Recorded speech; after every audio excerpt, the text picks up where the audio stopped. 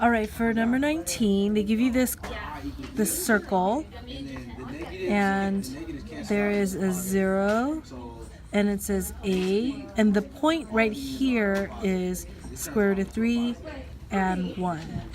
Oops, not double square root of 3, square root of 3. And this is B. They want to know what is the value of A when they say that this is pi over A. They want to know what is A. So one of the ways that I actually learned this from my Avid tutor is this right here. She created A, so I'm just making it bigger. A 90-degree angle, if you just do this, okay?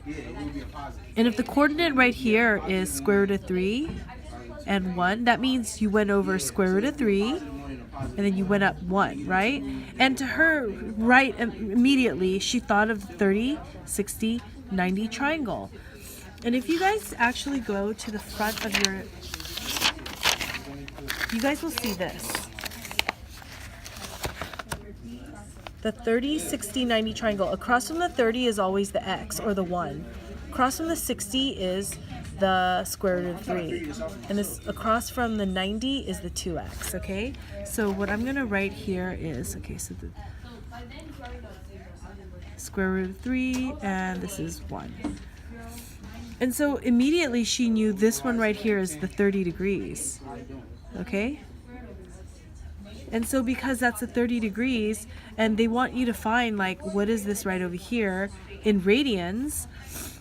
And some of you guys may not know what radians are, and you'll learn that in pre-calc or calculus. But basically, it could be degrees could be read in radians or in irregular degrees. Like, it's a measurement, and one whole radian is 180 degrees. So if we have 30 degrees here, I'll show you the secret of how to change it into a radian. All you do is you want to get rid of the degrees. You write a pi up at the top, and then you multiply it, or you divide it by 180.